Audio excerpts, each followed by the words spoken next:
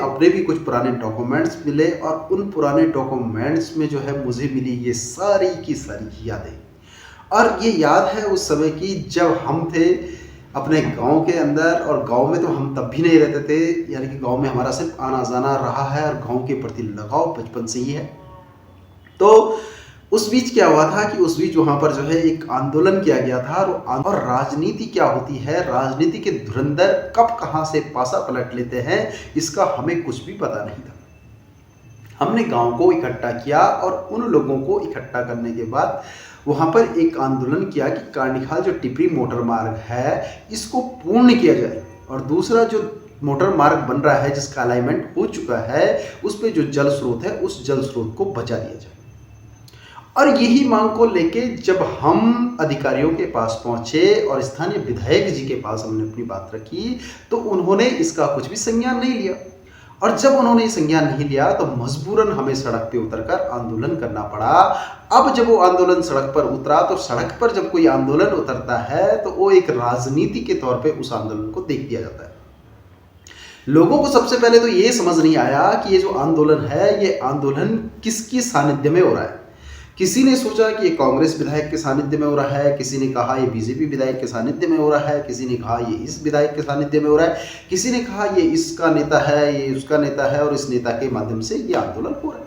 लेकिन किसी को भी समझ नहीं आया कि ये आंदोलन वास्तव में किसका आंदोलन है। वो आंदोलन सिर्फ ग्रामीणों का आंदोलन था। अब उस आंदोलन को बिल्कुल एक सही दिशा मिल रही थी और बिल्कुल सही वे में वो आंदोलन चल रहा था, लेकिन उस आंदोलन में दो गलतियां। पहली एक हो गई राजनीति। उस आंदोलन के बीच में कुछ राजनीतिक के लोग आ गए जिन्होंने उस आंदोलन के बीच में अपने लोगों को फिट कर दिया। अब उस आंदोलन से हुआ क्या, उन्होंने उस आंदोलन को गलत वे में कन्विंस कर दिया, और वहां पे कुछ बड़े बड़े जो विधायक थे, उनके नाम तो खैर क्या बोलूं, लेकिन उस जमाने के बहुत बड़े बड़े शिक्षा मंत्री अपने आप को कहते थे, उन लोगों ने आंदोलन को गलत कन्वे कर दिया। और जो पत्रकारिता की जो हेडलाइंस है वो मैंने आपको पहले भी दिखाई, थंबनेल में भी लगा दी है। उन पत्रकारों ने हमने कुछ कन्वे किया, हमने बोला कि कांडीखाल टिपरी मोटर मार्ग पूर्ण कर दिया जाए और जो मोटर मार्ग अलाइनमेंट नया हुआ है उस पर जो जल स्रोत है इस जल स्रोत को बचाया जाए, यानी को जल स्रोत उस अलाइनमेंट में पूरा था उसको बचा दिया जाए। वो पूरा हमने पहले ही जो है सारा एनालिसिस कर दिया था उस बारे में। तो उन्होंने क्या किया, उन्होंने बोला कि नहीं ये आंदोलन गलत है, और उन्होंने अखबारों में उल्टी सीधी न्यूज़ें देनी शुरू कर दी, और उन्होंने बोला कि हम जो नया अलाइनमेंट है उस नए अलाइनमेंट का विरोध कर रहे हैं, जबकि हम किसी भी विरोध में नहीं थे, हम किसी विकास कार्य के विरोध में नहीं थे, हम सिर्फ कांडीखाल टिपरी मोटर मार्ग के लिए बैठे हुए थे। और तो हम उस आंदोलन को जो है जीतने में कामयाब हुए थे। कांडीखाल जो टिपरी मोटर मार्ग है वो आज भी लंबित पड़ा हुआ है, और मैं बता दूं कि तब मैं बहुत छोटा हुआ करता था, 6th-7th में पढ़ा करता था जब से कांडीखाल टिपरी मोटर मार्ग के लिए आंदोलन चलता है। यहाँ तक कि मुझे लगता है कि जो निवर्तमान विधायक हैं उन्होंने भी कांडीखाल मोटर मार्ग के लिए जो है आंदोलन किया है, और बहुत सारे यानी कि पहले से पहले तक जितने भी नेता रहे हैं उन्होंने भी आंदोलन किया है, और ग्राम सभा ने वहाँ पे 2-3 बार जो है आंदोलन किया है। और लास्ट आंदोलन कांडीखाल टिपरी मोटर मार्ग के लिए हमारा ही वाला था, जिसमें बहुत बड़ी भूख हड़ताल भी की गई थी। भूख हड़ताल वाला कोई भी आंदोलन नहीं हुआ था। तो उस बीच एक चीज और हो गई थी, इस आंदोलन में कुछ राजनीतिक तत्वों ने जो है ना, जो 2-3 ग्राम सभाएं हमारी, उन 2-3 ग्राम सभाओं को आपस में लड़ा दिया, और आपस में लड़ाने के कारण उसका एक बहुत बड़ा परिणाम सामने आया। और वो परिणाम जब सामने आया तो उस वजह से जो भाईबंदी थी वो सारी भाईबंदी आपस में टूट गई। और ये काम किया है उन तुच्छ राजनीतिक लोगों ने जो कभी धर्म के नाम पर, कभी जातिवाद के नाम पर, कभी क्षेत्रवाद के नाम पर, कभी भाई और बाहर वाले के नाम पर, कभी तोकों के नाम पर एक दूसरे को लड़ाते हैं। और उनके लड़ाने का आज वजूद क्या मिला, परिणाम क्या मिला, कुछ भी तो नहीं। सारे लोग फिर वापस आपस में भाईबंद बन गए, क्योंकि भाई भाई तो भाई ही होते हैं, चाहे कितना भी लड़ाओ आप दूसरों को। तो कुछ लोगों की जो राजनीति और कूटनीति है, उस राजनीति और कूटनीति की वजह से वो आंदोलन जो है दूसरी दिशा में चला गया था। लेकिन हमारा सिर्फ जो मकसद था कांडीखाल टिपरी मोटर मार्ग पूर्ण हो, और जो दूसरा अलाइनमेंट खींचा जा रहा है उस अलाइनमेंट में जो जितने भी जल स्रोत हैं उन जल स्रोतों को बचाया जाए। तो हम जल स्रोतों को बचाने में भी सक्षम हुए हैं, और जो कांडीखाल टिपरी मोटर मार्ग की बात की गई थी वो अभी पूर्ण होना, उसका थोड़ा सा टाइम लगेगा, उस पर कार्य चल रहा है। लेकिन कांडीखाल टिपरी मोटर मार्ग एकमात्र ऐसा मोटर मार्ग है जो कई सालों से जो है आंदोलनरत ही रहा है। बिना आंदोलन के वो उसकी दिशा थोड़ी थोड़ी आगे चलिए। जब एक आंदोलन हुआ तो फिर 2 कदम आगे चला, दूसरा आंदोलन हुआ फिर 2 कदम आगे, तीसरा आंदोलन हुआ फिर 2 कदम आगे, इसी तरह जो है उसकी गति चलती रही है। कुल मिला के कहने का मतलब है कि इस देश में यहाँ पर जो है बिना आंदोलन और बिना अपनी आवाज उठाए कोई बात बनती नहीं है। जब तक आदमी गलत के खिलाफ लड़ेगा नहीं तब तक जो है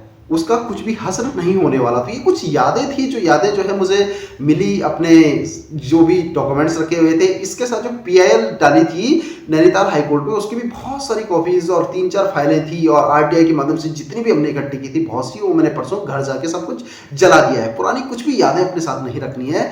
यानी कि कल का दिन जो गया वो गया, आज का दिन खुशी में जियो और आगे के लिए जियो। तो इस तरह की कभी कभी याद आ जाती है कि मैंने भी मतलब अपने राजनीतिक करियर की शुरुआत तो खैर कॉलेज टाइम से कर दी थी, लेकिन जो आंदोलन हुए उन आंदोलन में प्रतिभाग करना, भाग लेना अपने आप में सही भी है। और कहीं ना कहीं यूथ को आगे आना चाहिए, क्योंकि यूथ जब तक इन पार्टी बेस से आगे नहीं आएगा, विधायकों के लिए कुर्सी लगाना, मिठाई बांटना, पकौड़ी और चाय खिलाना बंद नहीं करेगा, तब तक इस उत्तराखंड का कुछ भी नहीं होने वाला, चाहे आप कुछ भी कर लो।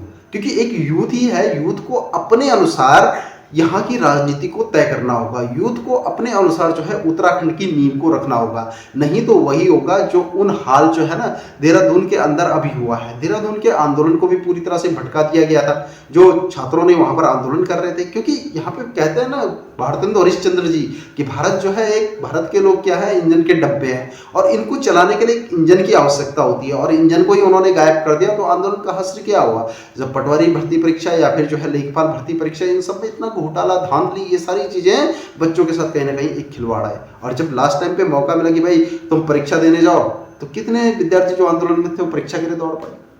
अब खैर उस विषय पे क्या बोलना, क्या वो अपनी अपनी समझ है, अपनी अपनी नींव है। लेकिन ये उत्तराखंड है, यहाँ पर आप पर्टिकुलर सरकार की वजह से ही मत रहो। सरकार को जो काम करना है वो काम करनी है। हम यहाँ की, भारत एक देश है और देश की सबसे छोटी सी इकाई गाँव है, और गांव जिसे कहते हैं ग्राम्य। और ग्राम्य विकास 2 चीजों से होता है। एक तो होता है जो हमने विधि के विधान के अनुसार अपने लिए चयनित किए हुए लोग हैं, जो हमारी आवाज को, हमारी ग्राम सभा की आवाज को आगे पहुंचाएंगे और हमारे ग्राम सभा का विकास करेंगे। यानी कि ग्राम प्रधान, क्षेत्र पंचायत, जिलाधिकारी, जिला पंचायत और हमारे विधायक, MLA, MP, ये हमारी गांव की आवाज को आगे पहुंचाएंगे।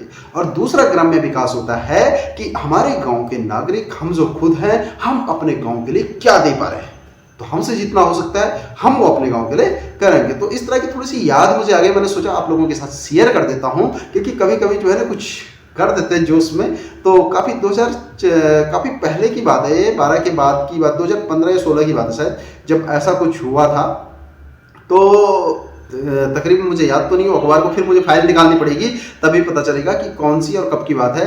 लेकिन जो भी हुआ था, आंदोलन बड़ा मस्त रहा था। हम कांडीखाल में बैठे हुए थे, जो 3 विधानसभा क्षेत्र का स्थान था, और वहाँ पे SDM, DM, सब पटवारी वगैरह सारे लोग, जितने भी अधिकारी होते थे, सब वहाँ पर आए। यानी कि लोग ये पहले अधिकारियों के चक्कर काटते थे, लेकिन हमने अधिकारियों के चक्कर कटवा दिए। और रात को तंबू, टेंट लगता था, और टेंट जो है ग्राम सभा को दान भी कर दिया हम लोगों ने। उन्होंने, श्री उनियाल जी थे जिन्होंने वो टेंट हमें दिया था। अब वो एक्सपायर हो गए बेचारे, भगवान उनकी आत्मा को शांति दे, तहे दिल से अपने श्री चरणों में स्थान दे। अब काफ़ी टाइम हो गया उनको गए हुए। तो उन्होंने ग्राम सभा को टेंट जो है पूरा दान ही दे दिया था, और उस टेंट के अंदर हम रात को सोया भी करते थे। और वहीं पर जो है मुझे एक लेखक मिले थे, और वो लेखक मिले थे गोविंद बल्लभ पालीवाल जी, और उन्होंने एक पुस्तक मुझे भेंट की थी। पालीवाल जी ने मुझे एक पुस्तक भेंट की थी जिसका नाम है दिव्य मंथन, और ये पुस्तक मुझे उन्हीं डॉक्यूमेंट्स के साथ मिली। और इसमें उन्होंने क्या लिखा था, उन्होंने जो लिखा था मैं पढ़ के आपको बताता हूँ कि श्री चंद्र प्रकाश कोठियाल जी कांडीखाल में आमरण अनशन पर बैठे हैं। उनकी राष्ट्रकवि नंदा वल्लभ पालीवाल, उत्तराखंडी, राष्ट्रकवि उत्तराखंडी, अपनी पुस्तक भेंट करते हुए हर्षित हो रहा है। यह पुस्तक इस महान समाज सेवी को भेंट करता हूं, नंद वल्लभ। 30/9/2015, 30/9/2015 की बात है, जब नंद वल्लभ जी हमें मिले थे, वहां पर आए थे मेरे पास, और वहां पर ग्रामीणों से भी मिले थे। और उन्होंने अपनी लिखी हुई ये पुस्तक, जिसमें बहुत सारी जो है कविताएं हैं, और बहुत जोशीली कविताएं हैं इसमें, दिव्य मंथन में बहुत जोशीली कविताएं हैं, तो ये जो है उन्होंने मुझे भेंट की थी। बहुत बहुत धन्यवाद आपका पालीवाल जी। उस समय मैं आपसे ज़्यादा बात नहीं कर पाया, थोड़ा बहुत ही बातें कर पाया, क्योंकि मुझे बहुत सारे काम होते थे आंदोलन के बीच में, बहुत सारी चीज़ें होती थी, बहुत ज़्यादा जो है राइटिंग करनी पड़ती थी, बहुत सारे वर्क करने पड़ते थे उस बीच, और साथ उसके ऊपर मैं भूखा भी वहाँ पर था।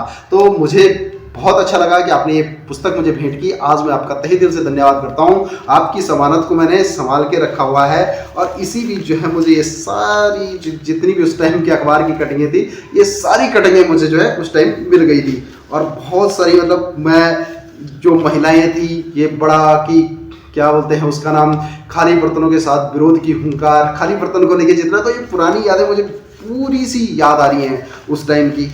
और होता है ना कभी कभी जब कुछ पुरानी चीज़ें मिलती हैं तो याद आ जाती है। और उसमें बहुत सारी चीज़ें हुई थी, बहुत सारे नेगेटिव पॉइंट्स हुए थे, बहुत सारे पॉजिटिव पॉइंट्स भी हुए थे।